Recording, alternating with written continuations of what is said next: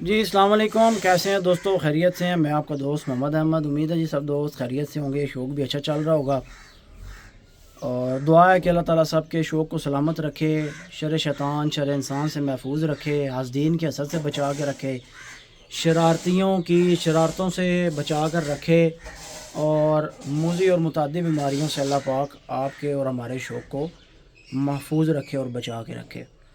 नवे ज़ारिया बहुत प्यारी क्रीज़ कर रहा है। बाकी भी बड़े ब्रीडर्स तमाम जो हैं वो बड़ी स्पीड के साथ क्रीज़ कर रहे हैं और पर निकाल रहे हैं। दोस्तों आज हम डिस्कशन करने लगे हैं कि परिंदों को जो खुराक दी जाती है ये किस तरीके से देनी चाहिए। मिक्स दाना जो बनता है या हम जितनी भी ओवरऑल खुराक देते हैं ख़ासकर क्रीज़ के मौसम में, इसमें क्या पोर्शन होना चाहिए और परिंदे को किस हिसाब से खुराक देनी चाहिए। मैंने टिकटॉक पर भी एक वीडियो लगाई थी, उसमें ज़िक्र किया था कि मैक्रो न्यूट्रिएंट्स और माइक्रो न्यूट्रिएंट्स दोनों की परिंदे की बॉडी को ज़रूरत होती है। माइक्रो न्यूट्रिएंट्स वो हैं जो छोटे नज़र आने वाले हैं, जैसे मल्टीविटामिन्स, मिनरल्स और पाउडर फॉर्म में इलेक्ट्रोलाइट्स। ये चीज़ें जो होती हैं इनको माइक्रो न्यूट्रिएंट्स कहा जाता है। जबकि जो बड़ी नज़र आने वाली चीज़ें हैं जैसे गंदम, बाजरा, मकई, ज्वार, खुरतुम, सूरजमुखी वगैरह, ये सारी मैक्रो न्यूट्रिएंट्स हैं, यानी ये बड़ी नज़र आने वाली चीज़ें हैं। मैक्रो न्यूट्रिएंट्स का इस्तेमाल बड़ी मकदार में होता है, ज़्यादा मकदार में होता है। ये बॉडी में बेसिक एनर्जी का, प्रोटीन का और फैट का सोर्स होती हैं चीज़ें।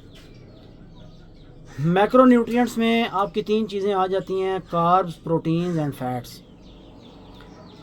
इन तीनों की मकदार होती है, यानी असील परिंदे को आपने प्रोटीन जो है वो 15 से 17% देनी है, इससे ज़्यादा नहीं देनी। फ़ैट्स आपने 5 से 7% देने, इससे ज़्यादा नहीं देने। कुल मिलाकर आपकी प्रोटीन और फैट की मकदार 25% बन जाती है। 25% आपने परिंदे को फ़ैट और प्रोटीन देनी है, 75% आपने कार्बोहाइड्रेट्स देने हैं। कार्बोहाइड्रेट्स क्या होते हैं? एनर्जी का बेसिक सोर्स जो होता है, यानी वो चीज़ जिसको खाकर फ़ौरन बॉडी में एनर्जी आ जाए, वो कार्ब्स हैं। जैसे गंदम है, मकई है, बाजरा है, ज्वार है, ये सारे एनर्जी का सोर्स हैं, कार्ब्स हैं। और जो सीड्स हैं, सीड्स के अंदर फैट भी पाई जाती है, प्रोटीन भी पाई जाती है। बाज़ सीड्स के अंदर प्रोटीन की मकदार ज़्यादा होती है, बाज़ के अंदर फ़ैट की मकदार ज़्यादा होती है। जैसे आप सूरजमुखी का बीज ले लें तो उसके अंदर फ़ैट की मकदार काफ़ी ज़्यादा आपको मिलेगी। ख़ासकर सीड्स जो हैं इनमें आपको फ़ैट ओवरऑल ज़्यादा ही मिलेगा, प्रोटीन कम मिलेगा। अब प्रोटीन क्या है? अंडा, गोश्त, ये प्रोटीन है। जो दालें हैं इनमें प्रोटीन पाई जाती है। जो हम दाने में दालें डालते हैं ये सारी प्रोटीन का सोर्स होती हैं। और जो बीन्स होते हैं, बीन्स बेसिकली बीन्स दालों को कहा जाता है, जैसे सोयाबीन है या और कोई बीन्स हैं, तो वो प्रोटीन का सोर्स होती हैं।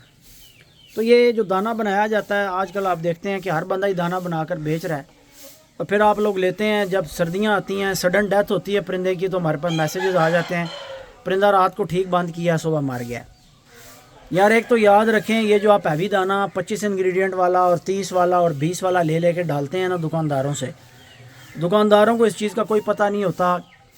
वो बस अपना माल बेचना जानते हैं। चाहे कोई भी दुकानदार है, दुकानदार शौकीन नहीं होता, दुकानदार कारोबारी होता है। हमने दाना बनाकर क्यों सेल करना स्टार्ट किया है?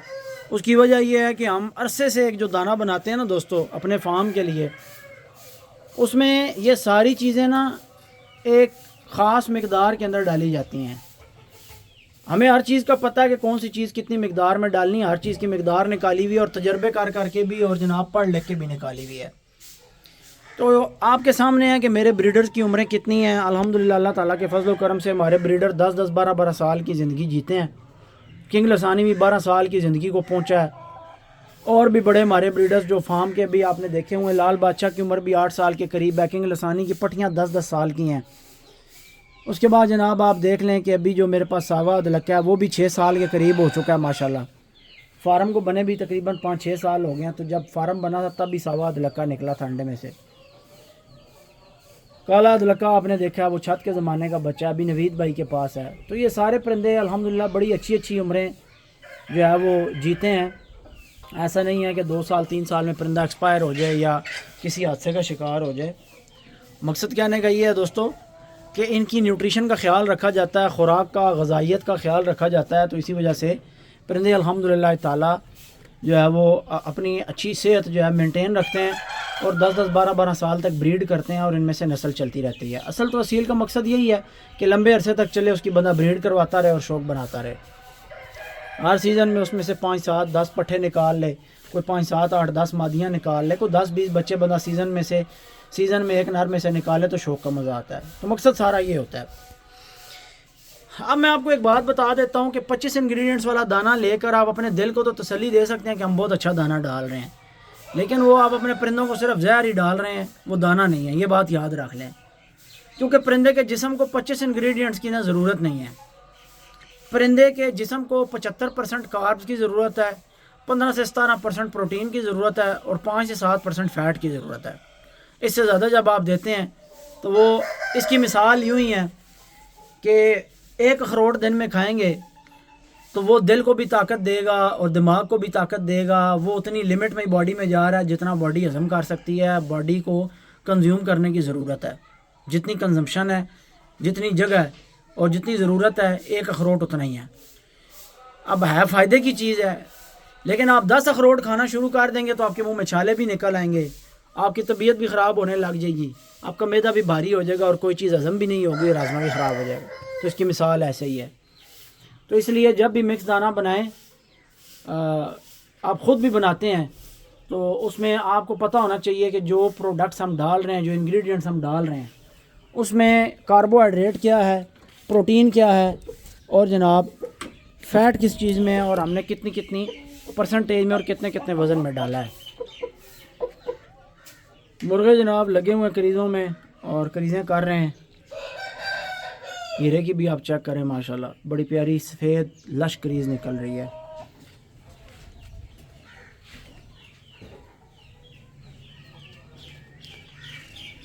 अब ये मिकदार निकालना आपका अपना काम है।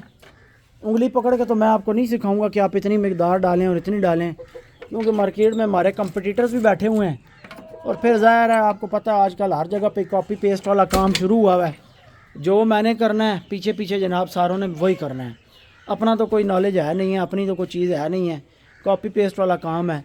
तो ज़ाहिर है हम आपको दाना बना कर ज़रूर देंगे मिकदार के अकॉर्डिंग, जो आप सारा साल भी देते रहें तो परिंदों को नुकसान नहीं होगा, ठीक है। बाकी आप जिस किसी से भी लें वो फिर आपकी अपनी ज़िम्मेदारी के ऊपर है कि जनाब आपके परिंदों को उससे नुकसान होगा या फ़ायदा होगा।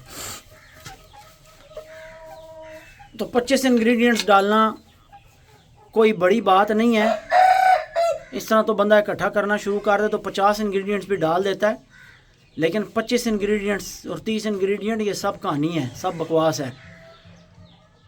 बात ये है, मैं आपको सीधी बात बताता हूँ कि 7 से 8 महीने 7 महीने कम से कम हमारे फार्म पे बाजरा चला है पिछले पूरे साल। क्रीज़ का मौसम आया तो मैंने परिंदों की खुराक बढ़ा के मिक्स दाना कर दिया, ठीक है, और मैं इनको मिक्स दाने पे चला रहा हूँ, वरना मैंने 7 महीने तकरीबन अपने परिंदों को बाजरे पे रखा है। अभी मैं आइंदा आने वाले टाइम में जो है वो अपने परिंदों को करूँगा मिक्स दाना ही चलाऊँगा, लेकिन जो पोर्शन हमने बना लिया इस पोर्शन के हिसाब से 75% कार्ब्स डालेंगे और 25% उसमें हमारा यानी 5-7% फ़ैट होगा और 15-17% प्रोटीन होगी। ये मिकदार हमारी पूरा साल रहेगी और इसमें जनाब तमाम माइक्रो न्यूट्रिएंट्स भी ऐड किए जाते हैं पाउडर फॉर्म में। सारे vitamin A, B, B1, B2, B6, B9, B12 यानी बी कॉम्प्लेक्स जो है, विटामिन सी, डी, ई, विटामिन के, ये सारे विटामिन डाले जाते हैं और इलेक्ट्रोलाइट्स, मिनरल्स, कैल्शियम जो है ये मिनरल्स में शुमार होता है। कैल्शियम का शुमार मिनरल्स की फहरिस्त में होता है। तो जनाब गुजारिश ये है कि थोड़ा सा चीज़ों को अगर सोच समझ कर इस्तेमाल किया जाए तो फ़ायदे होते हैं, नुकसान नहीं होते। और अगर बेतुकी चीज़ें, कोई भी बंदा आए सोशल मीडिया पर एडवर्टाइजमेंट लगाए और वो कहे कि हमने 25 इंग्रेडिएंट डालने हैं, 20 डालने हैं, 30 डाले हैं और आपको ये लालच दे कर के बहुत अच्छा दाना है आप डालें, तो उससे परिंदा मोटा आपका एक दफ़ा तो देखें जब गुब्बारे ने फटना है, मुझे बताएं गुब्बारा कब फटेगा? जब गुब्बारे के अंदर गैस एक्स्ट्रा हो जाएगी। पहले तो वो फूलेगा, जितनी उसकी लिमिट है उतना वो फूलेगा। तो ये जो आपको 25-30 इंग्रेडिएंट्स वाले दाने बना कर देते हैं ना, इससे आपका परिंदा पहले एक दफ़ा सही सूझता है, सही मोटा होता है, सही फूल जाता है। फटना है उसने तो पहले फूलना तो लाजमी है, तो पहले वो फूलता है सही करके, और आप खुश हो जाते हैं यार परिंदा बड़ा मोटा हो गया है, परिंदे की बड़ी सेहत हो गई है, बड़ी छाती भर गई है, छाती में हाथ नहीं आ रहा, बड़ा मैं खुश हूँ जनाब मुर्गे से। और फिर वो यकदम जनाब फट जाता है। क्यों? कि वो गुब्बारे में इतनी हवा आपने भर दी है ना, इतना फैट और प्रोटीन ठोस दिया जिसकी ज़रूरत ही नहीं थी। फिर जनाब हार्ट फेल और लिवर फेल और जनाब किडनी फेल और यकदम मुर्गा ठोस। तो इस बात को समझें, ठीक है? तो हम जो है वो इसमें इंशाल्लाह आपको जो दाना आगे पूरे साल के लिए भी बना कर देंगे ना, वो बड़ी मुतवाज़न डाइट होगी। और इंशाल्लाह कभी भी आपका परिंदा सडन डेथ उसकी हार्ट अटैक से नहीं होगी, हमारा दाना खाने वाले परिंदों की इंशाल्लाह। क्योंकि उसमें मिकदार है जो एक साइंसी तौर पर चीज़ें साबित हैं, पढ़े लिखे काम हैं। तो यहाँ पर मैं देखता हूँ कि सूरजमुखी की मिकदार ही लोगों को नहीं पता होती, इतनी नुकसानदेह है, इतनी ज़्यादा डाल रहे होते हैं। फिर भंग बीज इतना ज़्यादा डाला हुआ होता है, सरसों और तारे मीरे का बीज इतना ज़्यादा डाला होता है, यानी मिकदार का पता ही नहीं है कि जो दाना हम डाल रहे हैं उसकी नेचर का भी नहीं पता कि वो उसका शुमार किस चीज़ में होना है, प्रोटीन में है, फैट्स उसमें ज़्यादा है, उसमें प्रोटीन है, या वो कार्ब्स की लिस्ट में आएगा, ये भी नहीं पता होता। बस डाल दो, इतना डाल दो, ये जी 2 किलो पा दो, ये जी 20 किलो पा दो, ये जी 3 किलो पा दो। वो नुकसान कौन उठाता है? नुकसान आप लोग उठाते हैं, आपके परिंदों के ऊपर जनाब नुकसान आता है। तो इसलिए कोशिश करें कि ख़ुद भी इन चीज़ों को समझें, और अगर दाना लें भी तो ऐसे लोगों से लें जिन लोगों को इन चीज़ों की समझ है। एक और बात आपको बताता हूँ कि अक्सर आप देखते होंगे सोशल मीडिया पर दाना बेचने वाले लोग जो हैं वो यूँ दाना बना रहे होते हैं और यूँ मुर्गियाँ मुर्गे फिर रहे होते हैं। हम भी किसी टाइम में गलती करते थे, तो अभी हमने सारा कुछ फार्म से निकाल के एक सेपरेट दुकान रख ली है, और दुकान का काम हम रात को करते हैं। यानी लड़के यहाँ पर फार्म क्लोज़ करते हैं, नहाते धोते हैं, कपड़े चेंज करते हैं, फिर हम दुकान पर जाते हैं कि खुदा ना खास्ता अगर हमारे पास फार्म पे किसी किस्म का कोई इन्फेक्शन है, कोई रेशा ज़ुकाम बुखार है ना, तो वो हमारे फार्म पर लड़कों के हाथ से वो कैरियर होंगे और फिर वही दाने में लगेगा और वही जरासीम आपके खुडे में आएगा। तो बायो सिक्योरिटी तो ना रही, ठीक है? तो इस चीज़ का भी हमने ख्याल रखा हुआ है कि यहाँ से मगरिब के टाइम के बाद जब फार्म क्लोज़ हो जाता है तो यहाँ से लड़के जाते हैं दुकान पे, नहा धोकर कपड़े चेंज करके वहाँ पर जाकर फिर मिसाला पैक होता है। मगरिब के बाद हमने दुकान का काम सारा कर दिया है। यानी एक एक मेरिट का ख्याल रखते हैं, एक एक चीज़ का ख्याल रखते हैं ताकि आपको फ़ायदा ही हो, किसी चीज़ में आप दोस्तों को नुकसान ना हो। और आप देखते हैं कि अक्सर लोग दाना बना रहे होते हैं, बीच में उनके मुर्गियाँ मुर्गे फिर रहे हैं। अब किसी को कोई इन्फेक्शन है, कोई वायरस है, कोई जरासीम है, बीमारी है, तो वो आपके परिंदों में भी आएगा। क्यों? क्योंकि वहीं पे वो दाना बांध रहा था, उधर ही मुर्गियाँ वो बिठे कर रही हैं पास में, तो ज़ाहिर है वो जरासीम आ जाता है आपके उसमें दाने में भी। आ जाओ आ जाओ आ जाओ, पा लो। केड़े थले कुड़े पानी है, चिट्टे वाले पानी है।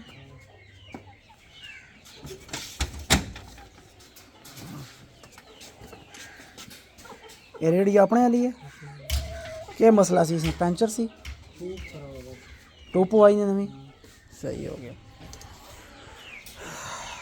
तो ये देखें अभी लगे हुए हैं ना, काम कर रहे हैं।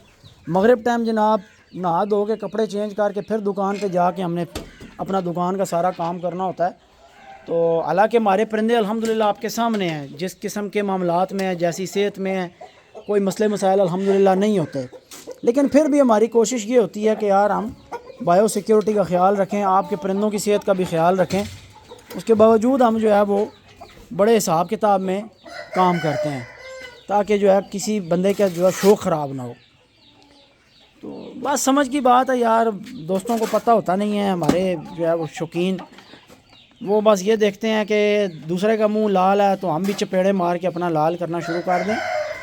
मैं ये कहता हूँ बंदे को जो काम आता हो वो करना चाहिए, और अगर बंदा कोई काम करे तो बंदा उसके ऊपर पूरी स्टडी कर ले। ये सोशल मीडिया है, यहाँ पर एक से एक पढ़ा लिखा और समझदार इंसान मौजूद है, और जो खच्चे मारते हैं लोग फिर उनकी गिरफ्त होती है तो फिर जनाब फतवा ये लग जाता है जी हसद करते हैं। हसद नहीं करते, इस्लाह करते हैं।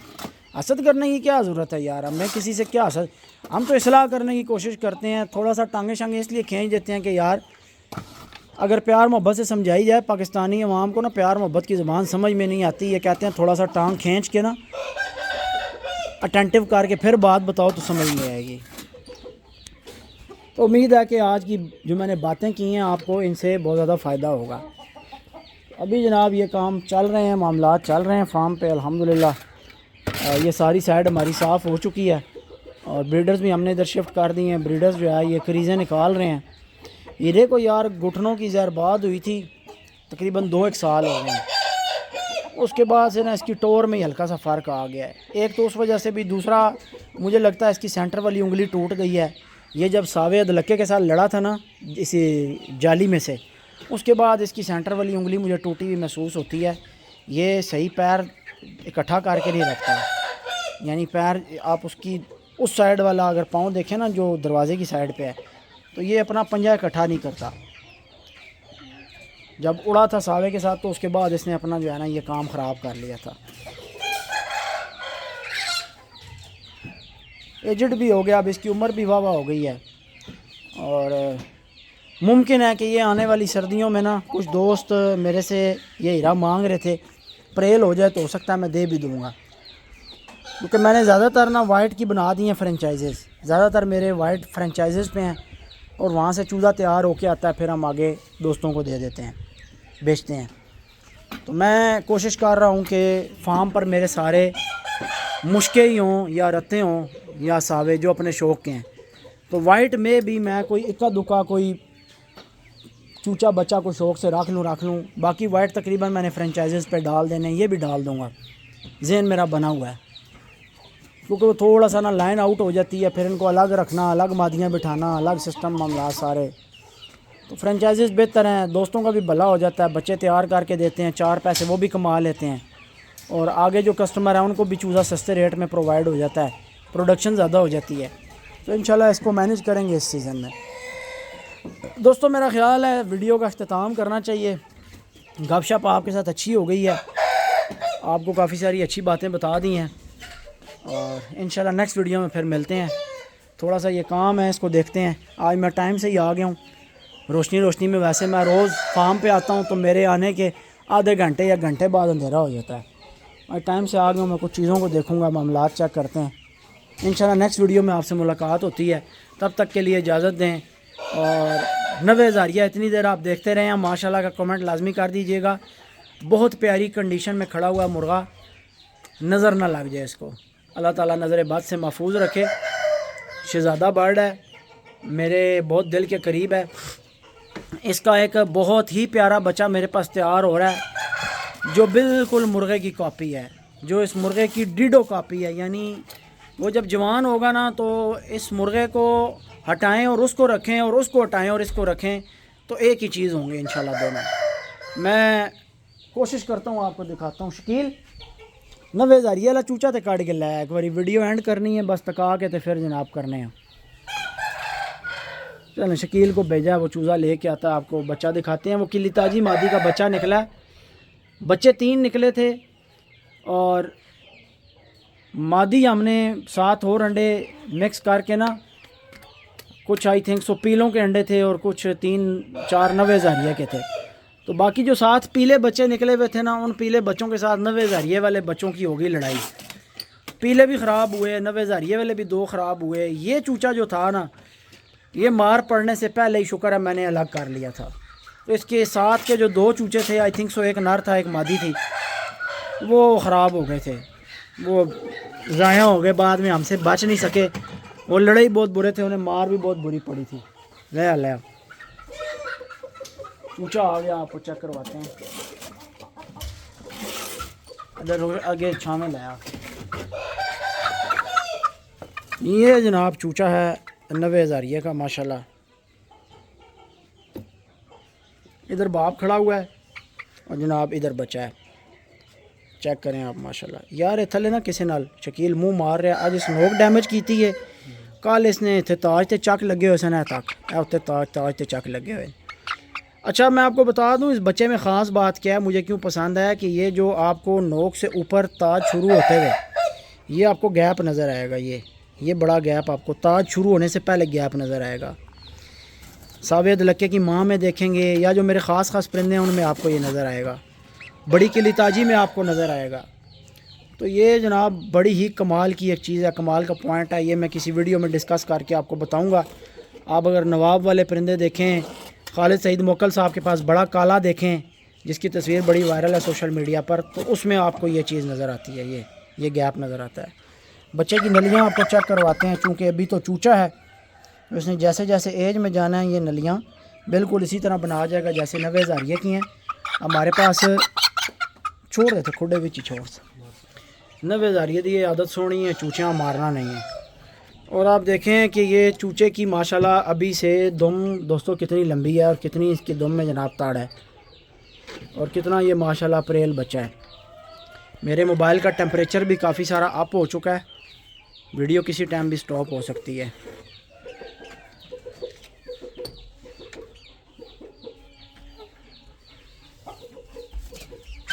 ओए मारने लग गया कमीना, मारता नहीं है वैसे, शायद खुडे में जो है उसके अंदर देख के मस्ती करने लग गया है। मैं अगले दिन टेबल पे रख के दोनों की तस्वीरें वीडियो बनाता रहा हूँ, कितनी देर साथ थे दोनों, नहीं मार रहा था। क्यों जी दोस्तों, कैसा है चूचा कमेंट्स में बताइएगा। खूबसूरत है कि नस्ल का मैं नहीं पूछ रहा, खूबसूरती मुझे बता देना आपको खूबसूरत लगा कि नहीं लगा। बाकी मुझे पता है कि ये क्या है और इसने क्या बनना है, तो इसीलिए ज़ाहिर है मैंने रोक के रखा हुआ है। एक ही बच्चा मैंने अपने लिए रखा है और कोई एक आधी चूची होनी है, आई थिंक सो। तो बाकी जो ज़्यादातर बच्चे मेरे पास पीछे निकलते रहे हैं वो मेरे जो करीबी दोस्त हैं, सेल मैंने नहीं किए, यानी जो करीबी दोस्त हैं बस उनको दिए हैं। उनके साथ मेरा जो भी मामला है वो अलग बात है। नवे हज़ारिये की ब्रीड मैंने ओपन कभी सेल नहीं की। लोग कॉल भी करते हैं कि नवे हज़ारिये की ब्रीड चाहिए, तो मैं कहता हूँ भाई सेल नहीं करते। अंडे मांगते हैं चूज़े, तो मैं यही कहता हूँ सेल नहीं करने भाई, अपने शौक़ के हैं। तो इंशाल्लाह ताला बच्चा ये जवान होगा तो भाई शौक़ पूरा करवाएगा, उम्मीद है। बहुत अच्छा चूज़ा बन रहा है, तकरीबन 2.5 महीने का हो गया ये, और अकेला ही इसको रखा हुआ है। इसका खुडा मैं आज चेंज करवा दूँगा, क्योंकि जिस खुडे में ये बंद है वो इस तरह ज़मीन के साथ है खुडा, और कोई ना कोई चूज़ा इसके साथ आके मुंह मार रहा है, जिसकी वजह से इसकी नोक भी आज डैमेज है, जाली में लगी हुई है, लड़ता होगा ये भी अंदर से।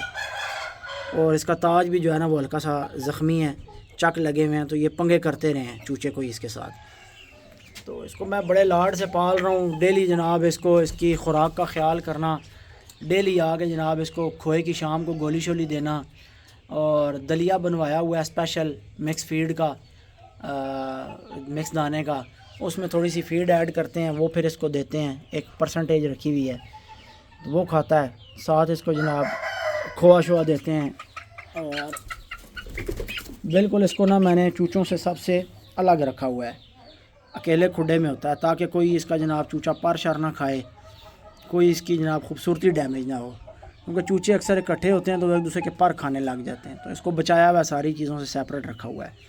तो चूचा है अभी से, इसकी गर्दन के बाल आपको करली नज़र आएंगे, तो जब मुर्ग बनना है इसने तो ठीक ठाक कुंडलों वाला मुर्ग बनेगा इंशाल्लाह। ठीक है दोस्तों, दुआओं में याद रखिएगा। बस वीडियो एंड कर रहे थे तो जहन में आ गया, मैंने कहा आपको बच्चा दिखा देते हैं। अब हम लगे हुए हैं सारे फार्म की सफाइयों में, और सारी चीज़ें जो है वो सेट कर रहे हैं। शौक़ सारा इसी फार्म पे शिफ्ट कर रहा हूँ। साथ वाले फार्म पे सीज़न की तैयारियां हैं, जो हम आपको पता है मुख्तलिफ़ खुडों से और घरों से मुर्गे परचेज़ करते हैं, उसकी तैयारियां हैं। वो परचेजिंग करके मुर्गे खड़े करने हैं, सेट करने हैं, और फिर सीज़न में जो आप दोस्तों को देने होते हैं। 200-300 मुर्गा हम सेल करते हैं तकरीबन, नॉर्मल, बहुत ज़्यादा नहीं करते क्योंकि इतना माल पीछे से अवेलेबल ही नहीं होता। असील है, आपको पता है, इतने पलते ही नहीं हैं। तो बस एक पुराना सिस्टम बना हुआ है 10-15 साल से, जिन लोगों के घरों की ब्रीड हम उठाते हैं और सेल करते हैं, तो वो आप दोस्तों को पता ही है, हम बता कर ही देते हैं। जो अपने घर के होते हैं वो अपने घर के बता कर देते हैं, जो बाहर से ख़रीदे होते हैं वो हम बताते हैं कि ये बाहर के हैं, लेकिन वो मुर्गे अच्छे होते हैं, मयारी होते हैं, वो हल्की क्वालिटी के नहीं होते। हमारी अपनी ख़रीदें बड़ी महंगी होती हैं, खुद महंगे लिए हुए होते हैं, अच्छे पैसे देकर लिए हुए होते हैं, तो फिर आप दोस्तों को जो है वो देते हैं। दुआओं में याद रखिएगा। इंशाल्लाह नेक्स्ट वीडियो में आपसे मिलते हैं, तब तक के लिए दें इजाज़त। अल्लाह हाफ़िज़।